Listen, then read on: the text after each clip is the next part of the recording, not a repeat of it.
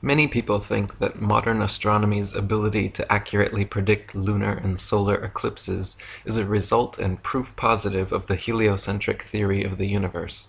The fact of the matter, however, is that eclipses have been accurately predicted by cultures worldwide for thousands of years before the heliocentric ball Earth was even a glimmer in Copernicus's imagination. Ptolemy in the 1st century AD accurately predicted eclipses for 600 years on the basis of a flat, stationary Earth with equal precision as anyone living today. All the way back in 600 BC, Thales accurately predicted an eclipse which ended the war between the Medes and the Lydians. Eclipses happen regularly with precision in 18-year cycles, so regardless of geocentric or heliocentric, flat or globe Earth cosmologies, eclipses can be accurately calculated independent of such factors. Samuel Rowbotham said, "Those who are unacquainted with the methods of calculating eclipses and other phenomena are prone to look upon the correctness of such calculations as powerful arguments in favor of the doctrine of the earth's rotundity and the Newtonian philosophy generally. One of the most pitiful manifestations of ignorance of the true nature of theoretical astronomy is the ardent inquiry so often made, 'How is it possible for that system to be false which enables its professors to calculate to a second of time both solar and lunar eclipses for hundreds of years to come?' The supposition that such calculations are an essential part of the Newtonian or any other theory is entirely gratuitous and exceedingly fallacious and misleading. Whatever theory is adopted, or if all theories are discarded, the same calculations can be made." Gerard Hickson said, "The Chaldeans used to predict the eclipses 3,000 years ago with a degree of accuracy that is only surpassed by seconds in these days because we have wonderful clocks which they had not. Yet they had an entirely different theory of the universe than we have. The fact is that eclipses occur with a certain exact regularity, just as Christmas and birthdays do, every so many years, days, and minutes, so that anyone who has the records of the eclipses of thousands of years can predict them as well as the best astronomers without any knowledge of their cause." Samuel Rowbotham said, "The simplest method of ascertaining any future eclipse is to take the tables which have been formed during hundreds of years of careful observation, or each observer may form his own tables by collecting a number of old almanacs, one for each of the last 40 years, separate the times of the eclipses in each year, and arrange them in a tabular form.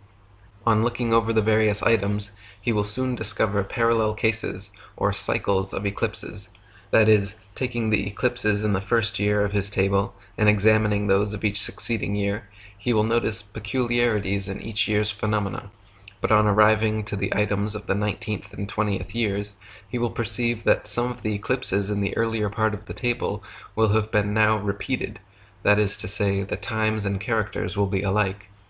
Tables of the places of the sun and moon, of eclipses, and of kindred phenomena have existed for thousands of years, and were formed independently of each other by the Chaldean, Babylonian, Egyptian, Hindu, Chinese, and other ancient astronomers. Modern science has had nothing to do with these."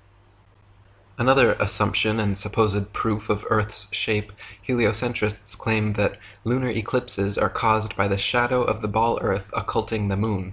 The idea is that the sun, earth, and moon spheres perfectly align like 3 billiard balls in a row, so that the sun's light casts the earth's shadow onto the moon. Unfortunately for heliocentrists, this explanation is rendered completely invalid due to the fact that lunar eclipses have happened and continue to happen regularly when both the sun and moon are still visible together above the horizon. For the sun's light to be casting Earth's shadow onto the moon, the three bodies must be aligned in a straight 180-degree syzygy. William Carpenter says, "The Newtonian hypothesis involves the necessity of the sun, in the case of a lunar eclipse, being on the opposite side of a globular Earth to cast its shadow on the moon. But since eclipses of the moon have taken place with both the sun and the moon above the horizon, it follows that it cannot be the shadow of the Earth that eclipses the moon, and that the theory is a blunder." Samuel Rowbotham said, "That the eclipser of the moon is a shadow at all is assumption. No proof whatever is offered. That the moon receives her light from the sun, and that therefore her surface is darkened by the Earth intercepting the sun's light, is not proved. It is not proved that the Earth moves in an orbit round the Sun, and therefore by being in different positions, conjunction of Sun, Earth, and Moon, day sometimes occur. The contrary has been clearly proved, that the Moon is not eclipsed by a shadow, that she is self-luminous, and not merely a reflector of solar light, and therefore could not possibly be obscured or eclipsed by a shadow from any object whatsoever, and that the Earth is devoid of motion, either on axes or in an orbit through space. Hence, to call that an argument for the Earth's rotundity, where every necessary proposition is only assumed, and in relation to which direct and practical evidence to the contrary is abundant, is to stultify the judgment and every other reasoning faculty.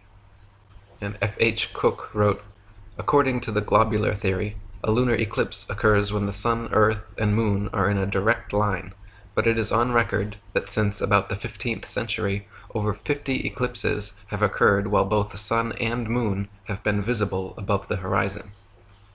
As early as the time of Pliny, there are records of lunar eclipses happening while both the Sun and Moon are visible in the sky.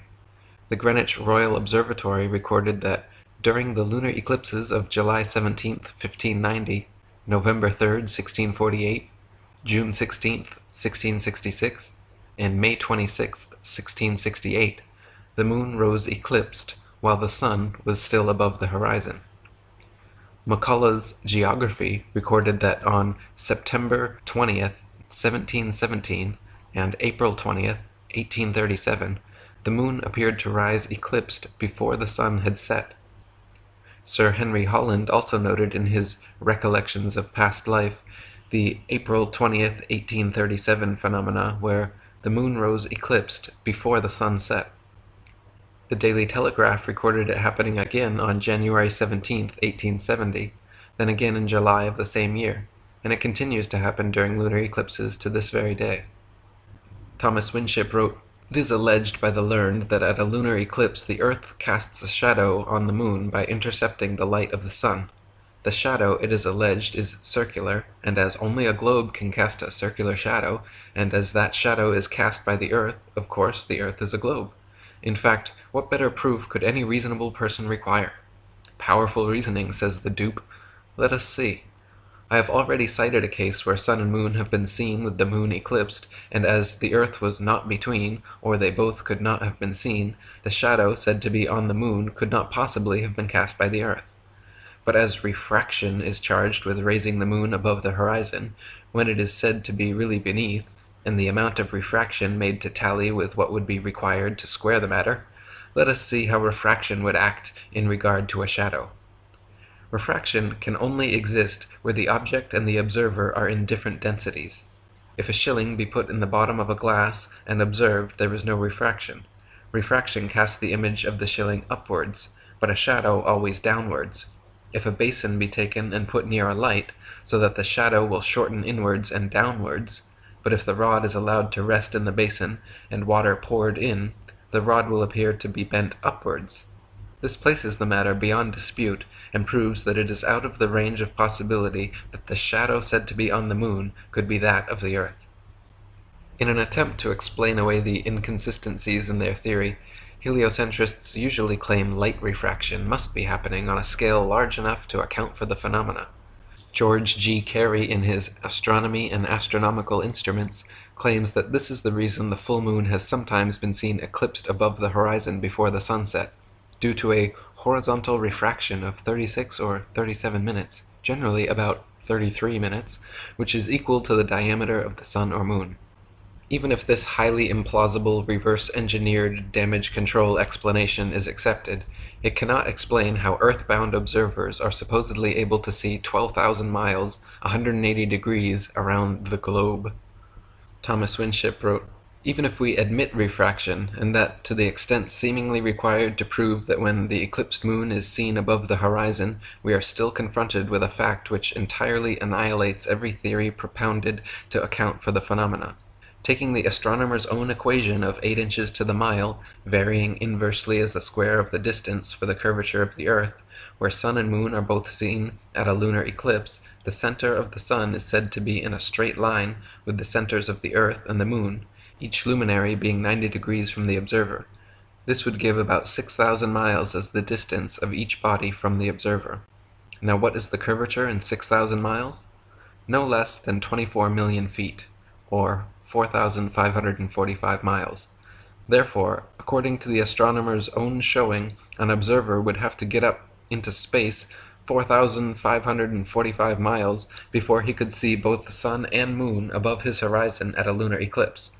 As lunar eclipses have been seen from the surface of the Earth, with sun and moon both above the horizon at the same time, it is conclusively proved that there is no curvature of the Earth, and therefore that the world is a plane and cannot by any possibility be globular. This one proof alone demolishes forever the fabric of astronomical imagination and popular credulity.